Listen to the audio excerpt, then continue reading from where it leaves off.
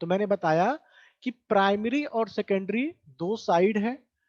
Primary वाले turns को हम नंबर ऑफ टर्न्स को हम n1 कहेंगे, सेकेंडरी वाले टर्न्स को हम n2 कहेंगे। ठीक है, प्राइमरी वाले टर्न्स को n1 कहे, दूसरे वाले को n2 कहे। तो करंट ट्रांसफार्मर के लिए, चाहे वोल्टेज ट्रांसफार्मर के लिए, हम जो लिखेंगे वो फॉर्मूला ऐसे लिखते हैं कि n1 बाई n2 बराबर, n1 बाई n2 बराबर क्या होता है, v1 by v2 equal to i2 upon i1। ठीक है, देखो यहां पे नंबर ऑफ टर्न्स n1 है, यहां नंबर ऑफ टर्न्स n2 है। यहां वोल्टेज है बेटा प्राइमरी में v1, सेकेंडरी में वोल्टेज क्या है v2। यहां करंट है प्राइमरी में i1 और यहां करंट क्या है i2। सब कुछ स्पष्ट हो गया होगा कि करंट i1 और i2 इस प्रकार से होता है। ठीक है, अब अगर हम बात करें सीटी का, तो सीटी जो होता है एक प्रकार का स्टेप अप ट्रांसफार्मर होता है। पहला पॉइंट, सीटी क्या होता है, एक प्रकार का स्टेप अप। पहला ऑब्जेक्टिव क्वेश्चन बन जाता है एग्जाम में कि स्टेप अप ट्रांसफार्मर होता है कि स्टेप डाउन ट्रांसफार्मर होता है कि अ, इनमें से कोई नहीं, ऐसे करके। तो सीटी के बारे में आप जान लो कि सीटी जो है हमेशा जो है वो स्टेप अप ट्रांसफार्मर होता है। ठीक है, स्टेप अप होने का मतलब क्या है कि N1 का जो नंबर ऑफ टर्न है वो कम होगा N2 से, यानी कि N2 में फेरों की संख्या ज्यादा होगी। बात समझ में आ रही है, N2 में फेरों की संख्या ज्यादा होगी। मतलब अगर यहाँ पे 10 टर्न है तो यहाँ पे 1000 टर्न होगा, मान लो उदाहरण के तौर पे। ठीक है, तो स्टेप अप ट्रांसफार्मर है चूंकि। ठीक है, अब होता क्या है इसमें, सुनो। हम करते क्या है कि प्राइमरी में सप्लाई हमारी है, प्राइमरी में हमारी इलेक्ट्रिकल सप्लाई है और सेकेंडरी में हमको इसका आउटपुट मिलेगा।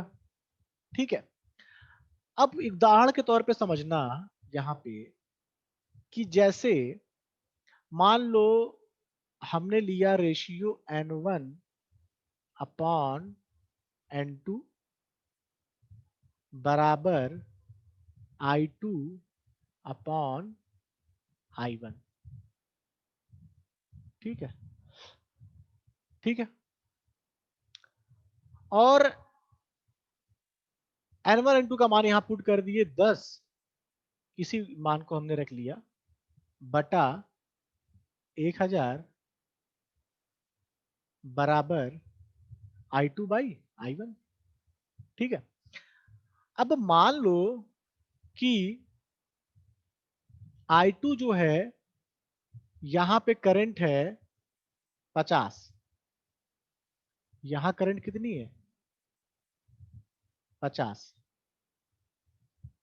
और i1 में करंट हमको निकालनी है। मान लिया, एग्जाम्पल के वे में समझा रहा हूं कैसे काम करता है। तो बेटा यारा कैंसिल आउट करो, यहाँ पे कुछ काट पीट मचाते हैं।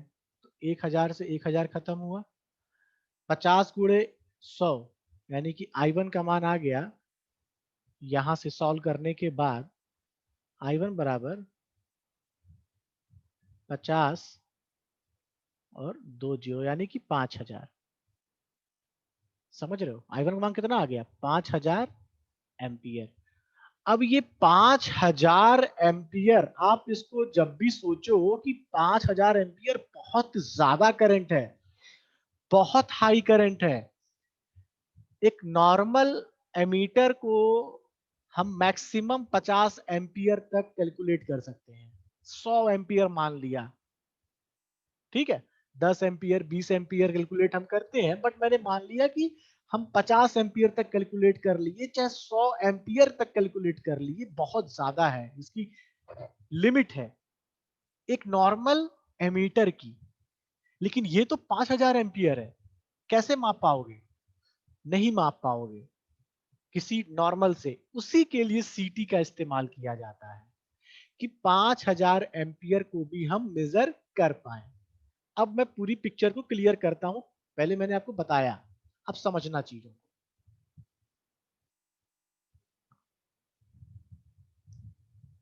एग्जाम्पल से चीजें जल्दी समझ में आती है एज कंपेयर टू कॉन्सेप्ट, मेरा ये मानना है। अगर उदाहरण समझ में आ गया तो कॉन्सेप्ट भी समझ में आ जाएगा।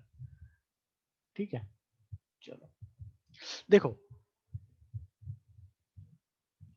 मान लो कि प्राइमरी में हमने जो सप्लाई दिया था, ये प्राइमरी है ना, ठीक है, यहाँ I1 है, यहाँ पे हमने एक एमीटर लगाया था, ठीक है, और उस एमीटर में करंट हमको मिल गया था 50 एम्पियर प्राइमरी में,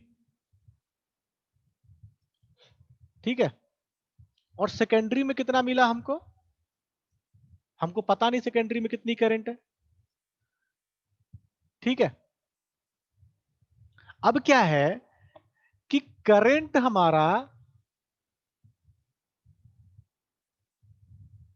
ठीक है चलो, करंट हमारा 50 एम्पियर है प्राइमरी में, सेकेंडरी में हमको पता नहीं है। तो यहां पे एक शब्द आता है बेटा, ट्रांसफॉर्मेशन रेशियो, ठीक है, या सीटी ratio, current transformer ratio, current transformer ratio. ये रेशियो है क्या? ये करंट का रेशियो है, ये करंट का रेशियो है। क्या रेशियो है? कि प्राइमरी में और सेकेंडरी में बहने वाली करंट का अनुपात है। मान लिया I2 अपॉन I1, ये हमारा एक ट्रांसफॉर्मेशन रेशियो है, ठीक है। चलो ठीक है, अगर बेटा आपको N1 और N2 का मान पता है, यानी कि आपको ट्रांसफार्मर के बारे में ये पता है कि हमारा जो ट्रांसफार्मर है उसके नंबर ऑफ टर्न्स कितने हैं प्राइमरी में और सेकेंडरी में। अगर आपको ट्रांसफार्मर के नंबर ऑफ टर्न्स के बारे में पता है, यानी कि N1 और N2 के वैल्यूज पता है, और इस एमीटर में बहने वाली रीडिंग का मान आपको पता है, तो क्या सेकेंडरी में बहने वाली करंट का मान नहीं पता चल जाएगा? जैसा हमने दिखाया, N1 का मान पता है, N2 का मान पता है, I1 सॉरी I2 का मान पता है। चलो अगर मैं थोड़ा सा इसको वो कर दूं, दिमाग तो भी थोड़ा सा मेरा वो हो गया आप लोग की बातें सुन के, तो एक मिस्टेक हो गया छोटा सा, ठीक है, छोटा सा मिस्टेक हो गया। I2 का मान बेटा यहाँ, यानी यहाँ पे लगा हुआ है एमीटर I2 में, और I1 से हमको मान प्राप्त करना है, ठीक है।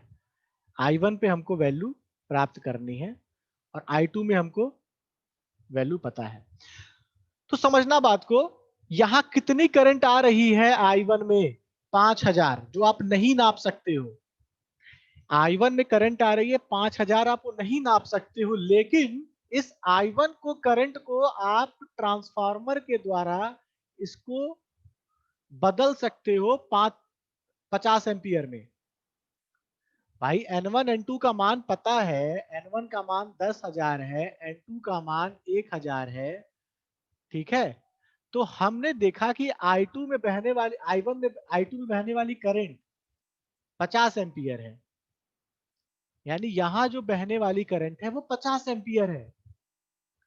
तो हमको अगर ये पता है कि I2 में हमारा एमीटर लगा है, समझना बात को, कि I2 में हमारा एमीटर लगा है, वह 50 एम्पियर का मान दे रहा है। इसका मतलब ये है, इसका मतलब ये है कि जो प्राइमरी में करंट है उसका मान है 5000, ठीक है। जो प्राइमरी में करंट है उसका मान है 5000। किसके माध्यम से हमने पता कर पाए? सीटी रेशियो के माध्यम से, करंट ट्रांसफार्मर के रेशियो के माध्यम से। मैं फिर से एक बार चीजों समझा देता हूं, कहां कंफ्यूजन रह गया हो। करंट ट्रांसफार्मर जैसे है, यहां पे हम निकालते हैं बेटा करंट ट्रांसफार्मर का रेशियो, ठीक है, करंट का रेशियो। हमको N1 बाई N2 का मान पता है, तो हमारे ट्रांसफार्मर में, ये ट्रांसफार्मर में ये मान लो प्राइमरी है, ठीक है, ये एक सेकेंडरी है, ठीक है। यहां जो करंट बह रही है वो मान लो I1 है, यहां जो करंट बह रही है वो मान लिया I2 है, यहां जो वोल्टेज है वो है V1 और यहां जो वोल्टेज है वो है V2, ठीक है। अभी करंट पे ध्यान दो, वोल्टेज को छोड़ दो, सिर्फ करंट पे ध्यान दो। यहां नंबर ऑफ करंट है, वाइंडिंग का रेशियो है N1 और यहाँ रेशियो है N2। अगर सेकेंडरी पे हमने बेटा एक एमीटर लगाया है, सेकेंडरी पे एक एमीटर लगाया है, तो इस एमीटर में जो भी हम सप्लाई देंगे उसका मान हमको एमीटर में शो करेगा, जितना भी उसका मान है, 10 एम्पियर है, 20 एम्पियर है, 50 एम्पियर है। तो मान लिया कि सेकेंडरी में हमको 50 एम्पियर की करंट मिल गई, ठीक है। अगर यहाँ 50 एम्पियर की करंट मिल गई और N1 N2 का मान हमको पता है, तो हम कह सकते हैं कि N1 अपॉन N2 बराबर I2 अपॉन I1, और हमको पता है कि I2 का मान है 50 एम्पियर, तो हम यहां से I1 का मान नहीं निकाल पाएंगे, निकाल लेंगे, ठीक है। I1 का मान यहां से निकल जाता है। जब I1 का मान निकल जाएगा तो बेस्ड ऑन ट्रांसफॉर्मेशन रेशियो, इसको बोलते हैं ट्रांसफॉर्मेशन रेशियो N1/N2, यानी कि ये वोल्टेज के मान को बढ़ाता है या घटाता है, तो यहां से हम I1 का मान प्राप्त कर लेंगे, ठीक है। ये रही बात। दूसरी बात एक चीज और जान लो, एक होता है करंट ट्रांसफार्मर मैंने बताया, एक होता है वोल्टेज ट्रांसफार्मर। दोनों के बीच एक चीज और समझ लो यहीं पे, अगर number of turns N1 N2 से ज्यादा है तो वो करंट क्या, ये ट्रांसफार्मर क्या होगा, स्टेप अप होगा। यहां भी क्या होगा, करंट, सॉरी ये स्टेप अप होगा transformer N1 greater than N2।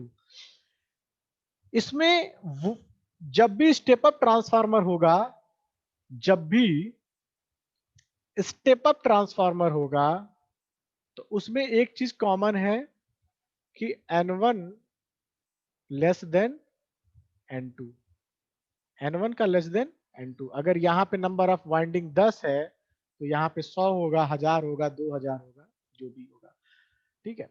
लेकिन वोल्टेज का मान बढ़ जाएगा।